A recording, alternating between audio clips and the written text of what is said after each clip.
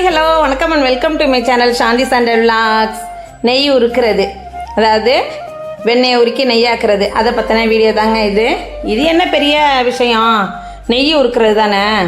வெண்ணெயை வாங்கி ஒரு சூடான பாத்திரத்தில் போட்டு அடுப்பில் வச்சு ஏற்றிட்டா உருகி போயிடும், அதான் நெய் அப்படின்னு நினச்சிட்ருக்காங்க நிறைய பேர். அப்படி கிடையாதுங்க. நெய் உருக்கிறதுல நிறைய ப்ரொசீஜர் இருக்குது. எங்கள் மாமியார் எனக்கு இது அவ்வளோ விளக்கமாக எனக்கு சொல்லி கொடுத்தாங்க. முதல்ல இன்னொரு விஷயம் என்ன அப்படின்னா, இந்த வீடியோவை நீங்கள் ஸ்கிப் பண்ணாமல் பாருங்கள். நான் நிறைய விஷயங்கள் என்னோடய லைஃப்பில் நடந்த இன்ட்ரெஸ்டிங்கான விஷயங்கள்லாம் இதில் உங்கள்கிட்ட ஷேர் பண்ணியிருக்கேன். ஸ்கிப் பண்ணாமல் பாருங்கள். அது மட்டும் இல்லாமல் நெய் எவ்வளோ பர்ஃபெக்டாக 100% நம்ம எவ்வளோ பர்ஃபெக்டாக உருக்கணும் அப்படிங்கிறத பற்றின தெளிவான வீடியோவாகவும் இதை கொடுத்துருக்கேன். ரொம்ப பெரிய வீடியோ கிடையாது, ஒரு 7 நிமிஷத்துக்கான வீடியோ தான். ப்ளீஸ் இதை ஸ்கிப் பண்ணாமல் பாருங்கள். அது மட்டும் இல்லாமல் நம்ம சேனலை சப்ஸ்கிரைப் பண்ணிவிட்டு பாருங்கள். முதல்ல நம்ம கொஞ்சம் மோர் எடுத்துக்கிறோம். மோரில் ஒரு கொத்து முருங்கைக்கீரையை நல்லா வாஷ் பண்ணிவிட்டு அந்த மோரில் கொஞ்சம் உப்பு போட்டு அந்த முருங்கைக்கீரையை அதில் ஊற வச்சுடுங்க, அமுக்கி வச்சுடுங்க. அது பின்னாடி தேவைப்படும், ஏங்கிறத நான் சொல்கிறேன். 1/2 கிலோ வெண்ணெய் வாங்கியிருக்கேங்க. 1/2 கிலோ வெண்ணெயை ஒரு சுத்தமான பாத்திரம் தண்ணியெல்லாம் இல்லாமல் வச்சு அந்த வெண்ணெயை அதில் போட்டுருங்க. நாங்கள் 99% வெண்ணெய் வாங்கி தான் நெய் உருக்கிறது. ஏன்னா கடையில் வாங்குறது கிடையாது. கடையில் வாங்கினாலும் எங்களுக்கு பிடிக்காது. ஸோ கடையில் வாங்குறது கிடையாது, ரொம்ப ரேர் கடையில் வாங்குறதுங்கிறது.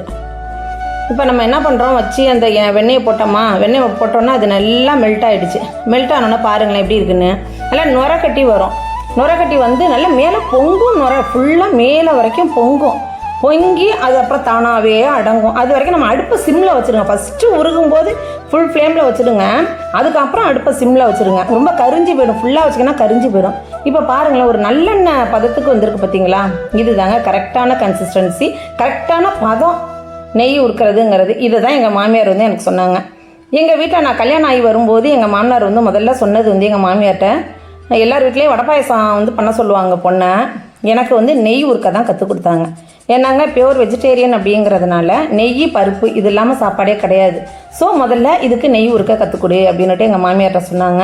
முதல்ல எனக்கு நெய் உருக்க எங்கள் மாமியார் கற்றுக் கொடுத்தாங்க. அதுக்கு முன்னாடிலாம் எனக்கு தெரியாது, நான் அவ்வளோவா சமைச்சது கிடையாது. எங்கள் மாமியார்கிட்ட தான் நான் முக்கால்வாசி சமையல் நான் கற்றுக்கிட்டேன்.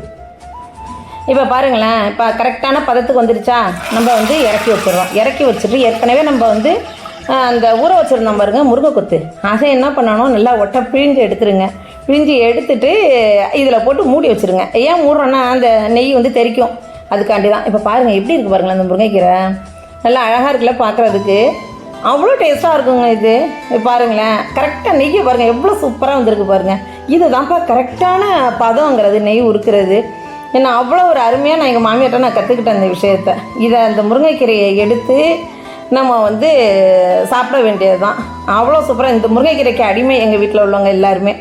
நெய் பாருங்களேன், ஒரு நல்லெண்ணெய் மாதிரியே இருக்குதா இல்லையா, எப்படி இருக்குது பாருங்கள். அவ்வளோதாங்க. இதை நீங்கள் வடிகட்டி வச்சுக்கலாம், இல்லை அப்படியே எடுத்து வச்சுக்க வேண்டியதான். ஒரு கிண்ணத்தில் ஊற்றி ஒரு பாத்திரத்தில் ஊற்றி நீங்கள் ஸ்டோர் பண்ணி வச்சுக்கோங்க. இது 3 மாதம் என்ன 6 மாதம் ஆனாலும் நீங்கள் வெளியிலே வச்சுக்கலாம். ஃப்ரிட்ஜுக்குள்ளெல்லாம் வைக்கணுங்கிற அவசியம்லாம் கிடையவே கிடையாது. கெட்டே போகாது. அவ்வளோ ஒரு பர்ஃபெக்டான நெய் எப்படி இருக்குது பாருங்கள். இந்த மாதிரி பதத்தில் நீங்கள் உருக்கி பாருங்களேன் எப்படி இருக்குன்னு. நிச்சயமாக உங்களுக்கு நீங்கள் இதை எனக்கு கமெண்ட் பண்ணுவீங்க. நீங்கள் பாருங்கள் எப்படி இருக்கு பாருங்கள். சூப்பராக இருக்குல்ல, அவ்வளோ ஒரு அருமையாக இருக்கும். ஏன்னா நெய் உருக்கிறதெல்லாம் எல்லாராலையும் செய்ய முடியாதுங்க, ஈஸியாக நினச்சிட்டு இருக்காங்க. கடையில் வாங்குகிற நெய்யுக்கும் நம்ம வச்சுருக்க அந்த நெய்யுக்கும் நிறைய வித்தியாசம் இருக்குது. கடையில் வாங்கினோம்னா ஒரு மாதிரி எல்லோ கலராக இருக்கும். நம்ம வாங்குறது நம்ம உருக்கிறது ஒரு மாதிரியான நல்ல ஒரு மைல்டான கோல்டன் கலரில் இருக்கும். இந்த பாத்திரம் பாருங்களேன். இப்போ இந்த பாத்திரத்தை வச்சுக்குவோம். இதில் சாதம் போட்டு பிசைஞ்சு சாப்பிட்லாம். இந்த முருங்கைக்கீரையை பாருங்கள். இப்போ அடுத்தது முருங்கைக்கீரைக்கு வருவோம். கையில் பாருங்கள், ஒருக்கணும் அப்படி முருன்னு இருக்கு பார்த்தீங்களா. இதுக்கு என்னோடய பிள்ளைங்க, என் பொண்ணுங்க 2 பேர், அதை விட ஒரு சின்ன குட்டி குழந்தை, யாரும் இல்லைங்க, என்னோடய ஹஸ்பண்டை தான் சொல்கிறேன்.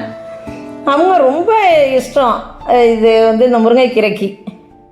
இந்த முருங்கைக்கீரைக்கும் அந்த நெய் உருக்கின பாத்திரத்தில் சாதத்தை போட்டு பிரட்டி எங்கள் மாமியார் உருட்டி கொடுப்பாங்க. இந்த பாருங்கள் நெய்யை பாருங்கள். இது மத்தியானமாக நான் உருக்கினேன்.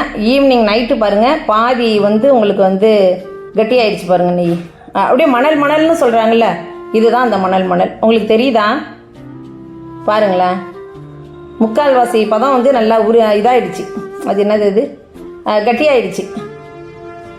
கையிலேயே எடுத்து காமிக்கிறேன் பாருங்களேன். அப்படியே குறைன்னு இருக்குது. மணல்னு சொல்கிறாங்களா, மணல் பதம், நெய் வந்து மணல் மணலாய் அப்படின்னு சொல்கிறாங்க பார்த்தீங்களா, இதுதான் அது. அந்த பார்க்குறது அந்த கோல்டன் கலருமே அப்படி தான் இருக்குது. அப்படி ஒரு இதாக இருந்துச்சு. நான் உங்களுக்கு தனியாக காமிச்சிருக்கேன் பாருங்களேன். ஒரு பிளேட்டில் எடுத்து வச்சு கூட உங்களுக்கு நான் காமிக்கிறேன் பாருங்கள். உங்களுக்கு தெரியுதா என்னங்கிறது தெரியல. எப்படி இருக்கு பாருங்கள், அப்படியே முத்து முத்து முத்து முத்தா அப்படி இருந்துச்சு. அதான் கரெக்டான பதம். இப்போ பாருங்கள், மறுநாள் நான் எடுத்திருக்கேன். இது ஃபுல்லாக கட்டி ஆயிடுச்சு பாருங்கள். அப்பா இதை மட்டும் நான் வச்சுருந்தேன், எங்கேயாவது ஊருக்கு வந்துட்டேன்னு வச்சுக்கோங்க, எங்கள் வீட்டுக்காரங்க என்ன பண்ணுவாங்க, இதில் ஜீனியை போட்டு சேர்த்து வச்சு சாப்பிட்டுட்டு, ஐயோ அவ்வளோ டேஸ்ட்டாக இருக்குங்க.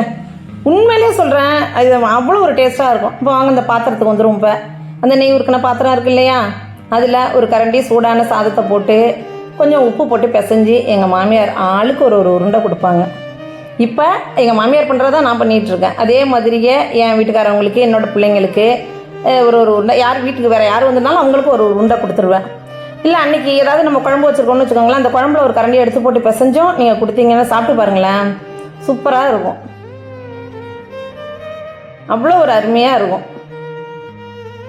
இது நீங்கள் செஞ்சு பாருங்கப்பா, நிச்சயமாக உங்களுக்கு பிடிக்கும். இதுதான் பர்ஃபெக்டான வந்து நெய் உருக்கிற முறை அப்படிங்கிறது. இதுதான் பர்ஃபெக்டான முறை.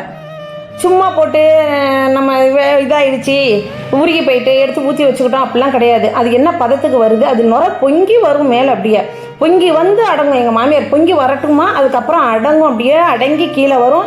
அப்புறம் பார்த்தீங்கன்னா நல்லெண்ணெய் பதத்துக்கு இருக்குமா, அதுதாம்மா கரெக்டான பதம் அப்படின்னாங்க. அந்த பதம் தான் இது. எப்பொழுதுமே அப்படி தான் நான் உருக்குவேன் நான். இப்போ பாருங்க, சாதத்தை உருட்டியாச்சு, பிசைஞ்சு சாப்பிட்டா ஐயோ சொல்லவே வேண்டாம். எங்கள் வீட்டுக்காரவங்களுக்கு அடிக்கடி இந்த மாதிரிலாம் செய்யும் போதெல்லாம் அவங்க அம்மா ஞாபகம் வரும். அவ்வளோ ஒரு சூப்பராக இருக்கும்ப்பா. இது மாதிரி நீங்கள் செஞ்சு பாருங்கள். மறக்காமல் நம்ம சேனலை லைக், ஷேர், சப்ஸ்கிரைப் பண்ணுங்கள்.